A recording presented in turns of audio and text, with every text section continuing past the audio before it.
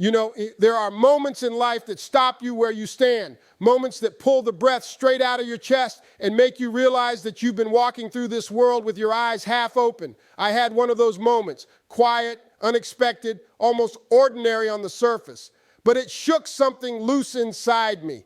And it started with something as simple as a piece of cloth I thought I understood.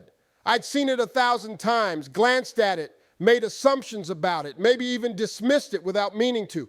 The hijab, I thought it was familiar. I thought the story behind it was obvious. I thought it belonged to someone else's world, not mine. But life has a strange way of humbling you, of whispering to you when you least expect it, of showing you that the things you think you know are sometimes the very things you've barely touched. And that whisper, that quiet nudge, it changed the way I saw everything. It happened on a day I can't even fully remember, yet the moment itself is burned into my mind. I was walking down a busy street, the kind where the air is filled with noise, car horns, distant conversations, footsteps crossing over each other like waves. And in the middle of all that chaos, I saw her, a woman standing alone at a bus stop, not doing anything dramatic, not drawing attention, not demanding to be seen. She was simply standing there, calm, composed, wrapped in her hijab like she was wearing a promise made between her and the one who created her. And something about that image made me pause, not physically, but inside. It made me wonder why someone surrounded by so much noise could look so untouched by it, why her stillness felt louder than everything around her, why her presence, quiet, modest, steady, said more than some people say with entire speeches. And then the question came. It didn't shout, it didn't push, it just settled into my mind the way a drop of water sinks into dry earth. What am I missing here? Why does she look like she's carrying something the rest of us keep losing? What does she know that I don't? That question stayed with me. I couldn't shake it, couldn't ignore it, couldn't hide from it behind the usual excuses we give ourselves when truth comes knocking. So I started looking. Not out of curiosity alone, but out of a deep, almost uncomfortable need to understand, a need to see beyond my assumptions, to step into a world I'd never taken the time to appreciate.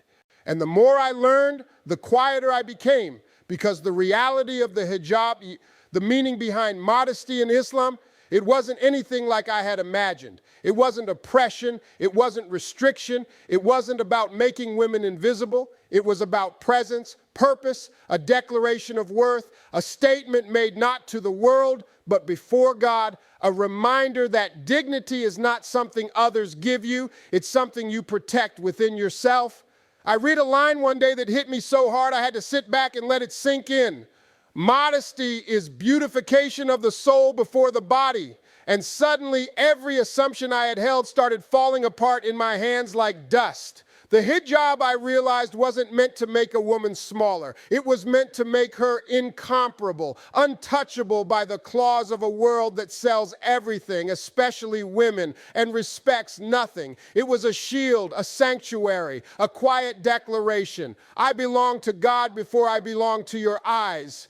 But even more surprising was what I learned next. Modesty in Islam isn't just for women. It isn't just clothing. It isn't just headscarves and loose garments. Modesty is for the heart, for the ego, for the tongue, for the way a person carries themselves, how they speak, how they treat others, how they walk through a world that constantly pulls them toward arrogance, exposure, self-display. It's about the unseen parts of you, the ones that can't be photographed or posted or measured by likes. It's about humility, discipline, honor. It's protection, not just from other people, but from the worst parts of yourself.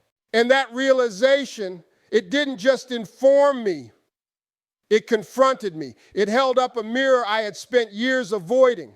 I started thinking about my own life, the choices I'd made, the validation I had chased like a thirsty traveler running after a mirage. I thought about all the times I mistook attention for affection, exposure for success, applause for self-worth.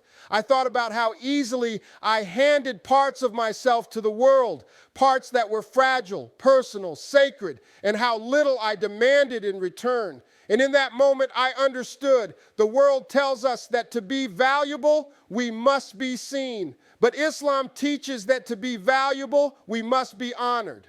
I remembered that woman at the bus stop, The way she stood like someone who knew her worth without needing anyone else to tell her. The way her modesty wasn't silence but strength. The way she seemed wrapped not just in cloth but in certainty.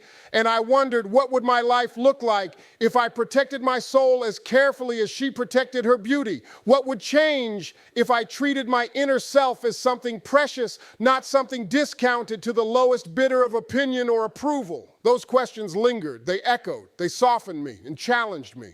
And as I kept learning, something remarkable happened. I started seeing modesty everywhere, not just in clothing, but in choices, in actions, in character. A young man lowering his gaze out of respect, that's modesty.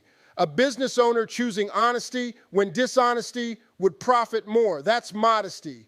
A person swallowing their pride instead of starting a fight, that's modesty. A heart choosing humility instead of ego, that's modesty. And suddenly I realized modesty isn't about hiding beauty. It's about honoring what God has given you. It's about walking through this world with dignity that doesn't need an audience. I began to understand why modesty is so deeply woven into the fabric of Islam. Because in a world that teaches self-exposure, self-promotion, self-inflation, modesty teaches self-respect. The world says, show everything, prove everything, display everything. Islam says, guard what is precious, carry yourself with honor. What is sacred is not for public consumption. And something about that contrast felt like fresh air in my lungs. There were lines that stuck with me, lines that felt like anchors when the world got loud. Dignity isn't something you wear, it's something you walk with. The world teaches you to expose yourself. God teaches you to value yourself. What you cover doesn't diminish you. What you honor defines you. These words settled into me. They shifted something. They quieted the parts of me that had spent years looking outward for validation instead of inward for peace. As all of this sank deeper, I realized the world around me was changing, but really it was me who was changing. I started noticing how modern life encourages us to sell ourselves piece by piece, how social media turns insecurity into a marketplace, how people are pressured to compete not with their character but with their appearance. And then I looked again at Islamic teachings and I saw a completely different path, a path that pulls you back to yourself, a path that teaches you to be deliberate in a world of impulse, grounded in a world of drifting, dignified in a world that profits from your self-doubt. And here's the part I didn't expect. This wasn't just an intellectual realization. It was emotional, it was spiritual, it was humbling. Because here I was, someone outside the faith, learning lessons that felt like they were tailored for my soul. Lessons about worth, about restraint, about walking softly, even when the world pushes you to shout. I felt a kind of respect rising inside me, a respect for a faith that teaches people to carry themselves with honor in a world that often teaches the opposite. I found myself grateful. Grateful for the woman at the bus stop, even though she never spoke a word to me. Grateful for the question that wouldn't leave me alone. Grateful for the humility I was forced to confront. And most of all, grateful for the quiet, powerful wisdom of a tradition I had overlooked for far too long. I don't wear a hijab. I'm not a Muslim, but the lesson still found me. The truth still reached me. The invitation to something deeper, quieter, more intentional still touched me. And maybe that's the most beautiful part. Sometimes God teaches you through people you never meet. Sometimes guidance comes wrapped in cloth. Sometimes a piece of fabric is more than fabric. It's a mirror, a reminder, a message sent through someone else's obedience. It's a whisper from the divine saying, you are more than what the world sees. And that whisper leaves me in a silence that feels like peace.